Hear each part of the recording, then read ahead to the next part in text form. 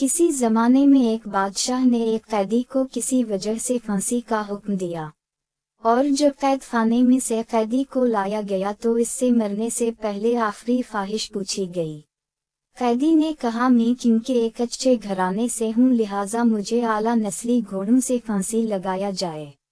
اس زمانے میں پھانسی کے تخت پر چڑھا کر گھوڑوں سے بندھ کر گھوڑوں کو دوڑایا جاتا تھا، اس طرح پھانسی کی سزا ہوتی تھی۔ خیر گھوڑوں کو لایا گیا تو قیدی بول اٹھا ان میں ایک تو نسلی ہے پر ایک نسلی نہیں ہے لہٰذا میری آخری خواہش مکمل نہیں ہوئی۔ بادشاہ نے گھوڑوں کے مالک کو بلوایا اور پوچھا کیا یہ بات سچ ہے؟ گھوڑوں کے مالک نے جواب دیا بالکل، ایک بالکل اصلی نسل کا لیکن دوسرا میں گدھے کا ملاپ شامل ہے۔ بادشاہ نے حیران ہو کر قیدی سے پوچھا تمہیں کیسے یہ بات پتہ چلی کہ ایک گھوڑا نسلی ہے اور ایک نسلی نہیں؟ قیدی نے کہا جو نسلی ہے وہ بڑے آرام سے کھڑا تھا، جبکہ جو ملاپ گدھے کا ہے وہ گدھے کی طرح کبھی ادھر ٹانگ مار، کبھی منہ پھیر، کبھی اچھل کر، کبھی بیٹھ جا، جس سے مجھے علم ہوا۔ بادشاہ قیدی کی دانائی اور سوچ سے بڑا متاثر ہوا اور قیدی کی پھانسی منسوخ کر کے اپنے وزیر سے کہا اس کی ایک روٹی میں اضافہ کر دیا جائے۔ کچھ دن بعد بادشاہ کے دربار میں ایک سونار 2 ہیرے لے کر حاضر ہوا اور بادشاہ کو کہا اگر آپ کی رعایا میں سے کوئی یہ بتا دے کہ ان میں کون سا ہیرا اصلی اور کون سا نقلی اور اس اصلی اور نقلی میں فرق بتا دے تو میں آپ کو دونوں ہیرے انعام میں دے دوں گا۔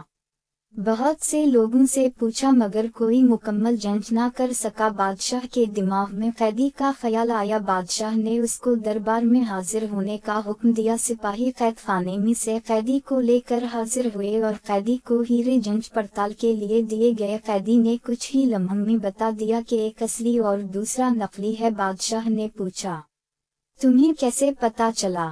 قیدی نے کہا کہ اصلی ہیرا رگڑنے سے کبھی گرم نہیں ہوتا جبکہ نقلی ہیرا رگڑنے سے گرم ہو جاتا ہے۔ سونار نے وہ دونوں ہیرے بادشاہ کو انعام میں دے دیے اور چلتا بنا۔ بادشاہ قیدی کی دانائی اور سوچ پر بہت زیادہ خوش ہوا اور سپاہیوں سے ایک اور روٹی بڑھانے کا حکم دیا۔ دوپہر کو جب سپاہی قیدی کو ایک اور روٹی اضافے کے ساتھ دینے آئے تو قیدی نے کہا بادشاہ بھی کسی لانگڑی کا بیٹا ہے۔ سپاہیوں نے قیدی کی یہ بات بادشاہ تک پہنچا دی۔ بادشاہ کو غصہ آیا اور سپاہیوں سے قیدی کو دربار میں حاضر ہونے کا حکم دیا اور قیدی سے اس بات کی وضاحت مانگی گئی۔ قیدی نے بادشاہ کو کہا اپنے خاندان کے بارے میں کسی سے پتہ کروا لو۔ بادشاہ کی سلطنت میں سب سے ادھیڑ عمر شخص کو ڈھونڈا گیا اور اس سے بادشاہ کے آباء و اجداد کے بارے میں پوچھا گیا۔ ادھیڑ عمر شخص نے بتایا کہ یہاں اس بادشاہ سے پہلے اس کا باپ بادشاہ تھا لیکن وہ بادشاہ بننے سے پہلے لانگڑی تھا کیونکہ اس بادشاہ سے پہلے ایک بادشاہ تھا، اس کا اپنا کوئی بیٹا نہ تھا۔ اس بادشاہ نے اعلان کیا تھا کوئی ایسا شخص جو میری رعایا کو بھوکا نہ مرنے دے تو آپ کا باپ لانگڑی تھا۔ اس دربار کا اس نے حامی بھری کہ میں رعایا کو بھوک سے نہیں مرنے دوں گا۔ اس طرح بادشاہ سلامت آپ کے باپ کو سلطنت دی گئی تھی۔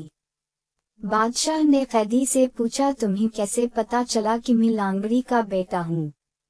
قیدی نے کہا کہ میں نے جتنے حکمت اور دانائی کی باتیں تمہیں بتاتا تم بجائے مجھے آزادی دینے یا ہیرے جواہرات دینے کی بجائے میری روٹی میں اضافہ کر دیتے تھے۔ اگر تمہاری جگہ پر کوئی خاندانی شخص ہوتا وہ مجھے ضرور کوئی ہیرے جواہرات دیتا اور مجھے قید خانے سے رہا کرتا، لیکن تیری حرکتیں تیری نسل کا پتہ بتاتی ہیں۔